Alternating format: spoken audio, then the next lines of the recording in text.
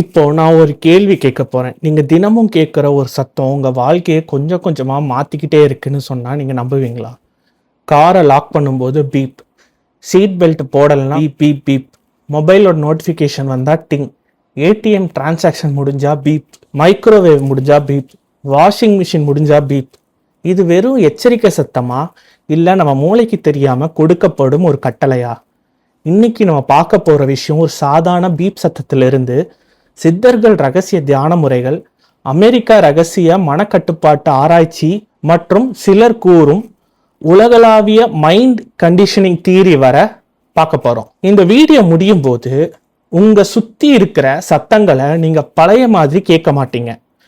வீடியோக்கு போறதுக்கு முன்னாடி என் வீடியோவை சப்ஸ்கிரைப் பண்ணாம நிறைய பேர் பாக்குறீங்க. நீங்க பண்ற ஒவ்வொரு லைக், ஒவ்வொரு ஷேர், ஒவ்வொரு சப்ஸ்கிரைபும் இன்னொரு 10 பேருக்கு இந்த வீடியோ கொண்டு போய் சேர்க்கும். நானும் இன்னும் என்னென்னலாம் மறைக்கப்பட்ட உண்மைகள் இங்க உலகத்துல இருக்குங்கிறத உங்களுக்கு கொண்டு வந்து சேர்ப்பேன். கொஞ்சம் யோசிச்சு பாருங்களேன். 100 வருஷத்துக்கு முன்னாடி இவ்வளோ சத்தம் இல்லை. மனிதர்கள் அதிகமா கேட்ட சத்தம் காற்றுடைய சத்தம், பறவைகளோட குரல், மலையோட ஓசை, நதியோட ஓட்டம், அவ்வளவுதான். ஆனா இன்னைக்கு காலையில எழுந்த உடனே அலாம், அதுக்கப்புறம் மொபைல் நோட்டிபிகேஷன், அதுக்கப்புறம் ஒரு வண்டியோட ஹார்ன் சத்தம், office reminder, laptop alert, WhatsApp sound, Instagram sound, Facebook sound. நம்ம வாழ்க்கையை முழுக்க சத்தங்களால சூழப்பட்டிருக்கு. ஆனா ஏன்? ஒரு எல்இடி லைட் ஒளிர்ந்தா போதாதா? ஆனா கண்டிப்பா பீப் அடிக்க வேண்டுமா? இதுக்கு பின்னாடி சைக்கலாஜிக்கல் தியரிஸ் மற்றும் பிராக்டிசஸ் இருக்கு அப்படின்னு சொன்னா அவங்களால நம்ப முடியுமா? 1900களில் ஒரு விஞ்ஞானி இருந்தார். அவருடைய பேர் பாவ்லோவ்.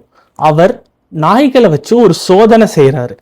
உணவு கொடுக்கும்போது ஒவ்வொரு முறையும் ஒரு மணி அடிப்பாரு. கிளிக்கர்ன்னு சொல்லுவாங்க. அந்த கிளிக்கர் நாயை ட்ரெயின் பண்றதுக்கு இது பண்றதுக்கெல்லாம் அந்த கிளிக்கர் யூஸ் பண்ணுவாங்க. அதுல ஒரு சவுண்டு வரும். சில நாட்களுக்கு அப்புறமா உணவு இல்லாமல் கூட அந்த கிளிக்கரை அமுக்கும் போது நாய்களோட வாயில எச்சில் சுரக்க ஆரம்பிக்குது. ஏன் தெரியுமா? மூளை அந்த சத்தத்துக்கு உணவுக்கு ஒரு தொடர்பை உருவாக்கிடுச்சு. இதை தான் கண்டிஷனிங்னு சொல்றோம். இப்போது நம்ம வாழ்க்கையை பாருங்களேன். நோட்டிபிகேஷன் சவுண்ட் கேட்ட உடனே நம்ம கை தானா மொபைல தேடுது. சீட் பெல்ட் அலாரம் கேட்ட உடனே நம்ம உடனே பெல்ட்டை போடுறோம். கார் லாக் பீப் கேட்ட உடனே கார் பூட்டிருச்சுன்னு நம்ம நம்புறோம். அதாவது சத்தங்கள் நம்ம செயலை மாற்றிக்கிட்டே தான் இருக்கு. இதுதான் முதல் உண்மை. இப்போது ஒரு சுவாரஸ்யமான கேள்வி, ஒரு சத்தம் நம்ம செயலை மாற்ற முடிஞ்சா நம்ம சிந்தனைகளையும் அது பாதிக்க முடியுமா? இதுல இருந்து தான் சப்ளிமினல் இன்ஃப்ளூயன்ஸுங்கிற ஒரு கருத்து உருவாது. சப்ளிமினல் என்னன்னா நமக்கு கான்சியஸ் மைண்ட் கவனிக்காத அளவுக்கு கீழே இருக்கும் தகவல், அதாவது நமக்கே தெரியாம பதிவாகும் விஷயங்கள். சில ஆராய்ச்சியாளர்கள் சில குறிப்பிட்ட ஃப்ரீக்வன்சிகளை மீண்டும் மீண்டும் வரும் சத்தங்களும் மனநிலையை பாதிக்கும் அப்படின்னு அவங்க ஆராய்ச்சியில சொல்றாங்க. ஆனா இதை முழுசா நிரூபிச்சிட்டாங்களா அப்படின்னு சொல்ல முடியாது. இங்கதான் மிஸ்ட்ரி ஆரம்பிக்குது. 1950களில் அமெரிக்கா CIA ஒரு ரகசிய திட்டத்தை நடத்த ஆரம்பிக்கிறாங்க. அந்த திட்டத்தை இப்போ வெளியே கொண்டு வந்திருக்காங்க. அதோட பேர் MK அல்ட்ரா. அதோட நோக்கம் என்னன்னா மனிதன் மனதை எப்படி பாதிக்கலாம், எப்படி நடத்தையை மாத்தலாம், எப்படி தகவலை மூளையில பதிவிக்கலாம். இப்படிதான் அதோட ஆராய்ச்சி ஸ்டார்ட் ஆச்சு. இந்த திட்டத்துல மருந்துகள்லாம் இல்ல, ஹிப்னோசிஸ், சைக்கலாஜிக்கல் டெக்னிக்ஸ் போன்றவை பயன்படுத்தப்பட்டதாக அந்த ஆய்வுகள் ஆவணங்கள் சொல்லுது. இதுல இருந்து பல கான்ஸ்பிரசி தியரிஸ் உருவாச்சு. அரசுகள் மனிதர்களை மனதை கட்டுப்படுத்த முயற்சி செஞ்சாங்க. ஃப்ரீக்வன்சி டெக்னாலஜியை பயன்படுத்தினாங்க. சத்தங்கள் மூலம் நடந்ததை மாத்துனாங்க. இது போல பல கதைகள் இணையத்துல பரவலா வந்துட்டே தான் இருக்கு. இதுல எது உண்மை, எது கற்பனை, இன்னும் விவாதம் நடந்துட்டு தான் இருக்கு. இப்போதுதான் கதை மிகவும் சுவாரஸ்யமா இருக்கும். 1000 வருஷத்துக்கு முன்னாடி வாழ்ந்த சித்தர்கள் ஏன் மலைகளை தியானம் செஞ்சாங்க, ஏன் குகைகளை தேர்வு செஞ்சாங்க, ஏன் மௌனத்தை முக்கியமா கருதுனாங்க?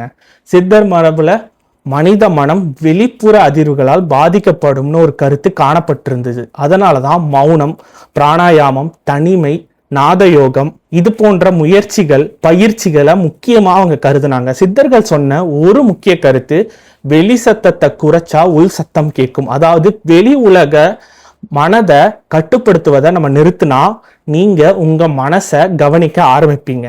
இப்போ உங்க வீட்டையே நினைச்சு பாருங்க. ஃப்ரிட்ஜ், இன்வெர்டர், ஃபேன், ஏசி இது எல்லாமே லோ ஃப்ரீக்வன்சி ஹம்மிங் சவுண்டை உருவாக்கிக்கிட்டே தான் இருக்கு. சிலர் இதை ஹம் அப்படின்னு சொல்றாங்க. உலகத்துல பல பகுதிகளில் சிலர் மர்மமான லோ ஃப்ரீக்வன்சி சவுண்டு கேட்டுக்கிட்டே இருக்கு அப்படின்னு சொல்றாங்க.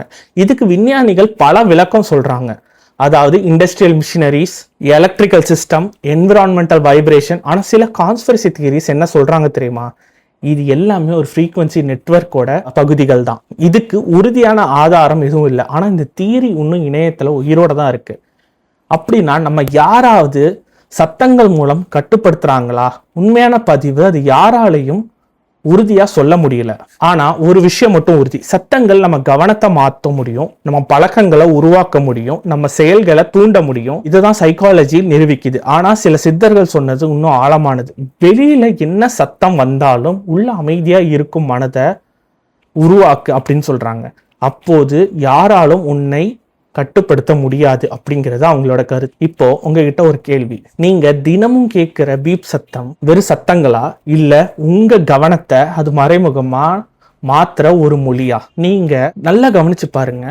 திடீர்னு கரண்ட் போயிடுது, உங்க வீட்டுல இன்வெர்டர் கிடையாது, அப்போ ஒரு அமைதி இருக்கும். ஆனா அதுவே கரண்ட் வந்ததுக்கு அப்புறம் லேசான ஒரு ஃப்ரீக்வன்சி சவுண்ட் உங்களை சுத்தி வந்துகிட்டே இருக்கும். எய்தர் நீங்க ஏசி போடுறீங்கன்னா அதுல இருந்து ஒரு சத்தம் வந்துகிட்டே இருக்கும்.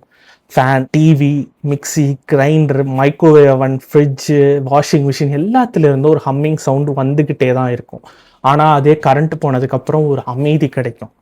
இந்த அமைதியை தான் ஏன் தியானம் பண்ணுறாங்க? அமைதியான இடத்துல இருந்து தியானம் பண்ணுறாங்க.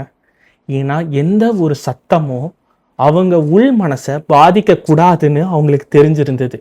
எந்தெந்த சத்தம் அவங்கள கட்டுப்படுத்தக்கூடாதுன்னு தெரிஞ்சிருந்தது.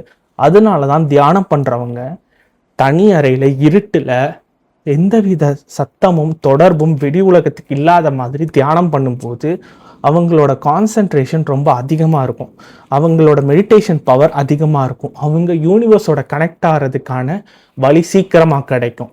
அப்படிங்கிறத நிறைய நம்ம தமிழ் சித்தர்கள் மட்டும் இல்லை, பல கலாச்சாரங்களில் இது இருக்குது. ஏன்னா பிரமிட் கூட அந்த மாதிரி ஒரு தியானம் பண்ணுறதுக்கான ஒரு இடம் தான் அப்படிங்கிறத நிறைய ஆராய்ச்சியாளர்கள் சொல்கிறாங்க. ஏன்னா அந்த ட்ரையாங்கிள் ஷேப் யூனிவர்ஸை ஸ்ட்ரைட்டாக கனெக்ட் பண்ணி நம்மளோட சப்கான்ஷியஸ் மைண்டு, நம்ம எனர்ஜியை யூனிவர்ஸோட கனெக்ட் பண்ண முடியும் அப்படிங்கிறத நிறைய ஆராய்ச்சியாளர்கள் அங்கே பிரமிடுக்கே போய் உட்காந்து தியானம் பண்ணதை உங்களுக்கு நான் ஆல்ரெடி சொல்லியிருக்கேன். அந்த வீடியோ கூட நம்ம சேனலில் இருக்குது. யாரெல்லாம் பார்க்கலையோ அந்த தயவு செஞ்சு பாருங்கள். அந்த வீடியோ ரொம்ப இன்ட்ரெஸ்டிங்காக இருக்கும். நீங்க கவனிக்காத ஒரு மறைமுகம் ஒளிய உங்களுக்கே தெரியாம நம்மளை சுத்தி இருக்கிறவங்க நம்மளை இன்ஃப்ளூயன்ஸ் பண்றதுக்காக யூஸ் பண்றாங்களா அப்படிங்கிறத நீங்க நம்புனீங்கன்னா நீங்க கொஞ்சம் இதை நீங்களே டெஸ்ட் பண்ணி பாருங்க. உங்க வீட்டுல என்னென்ன சத்தம் எல்லாம் கேட்குது அப்படின்னு. சின்ன சத்தம், லோ ஹம்மிங் சவுண்டு கூட நம்ம அதை கவனிக்க மாட்டேங்கிறோம். ஏன்னா அது நம்ம சப்கான்ஷியஸ் மைண்டுக்கு போய்கிட்டே இருக்கு. உங்க கருத்தை நீங்க கண்டிப்பா கமெண்ட்ல சொல்லுங்க. இந்த வீடியோ உங்களுக்கு பிடிச்சிருந்ததுன்னா மறக்காம லைக் பண்ணுங்க, ஷேர் பண்ணுங்க, பின்குறிப்பு சேனலை சப்ஸ்கிரைப் பண்ணுங்க. அடுத்த வீடியோவில் இன்னொரு மறைக்கப்பட்ட மர்மத்தோட சந்திப்போம். இது பின்குறிப்பு, மறைக்கப்பட்டதை தேடும் பயணம். நன்றி, வணக்கம்.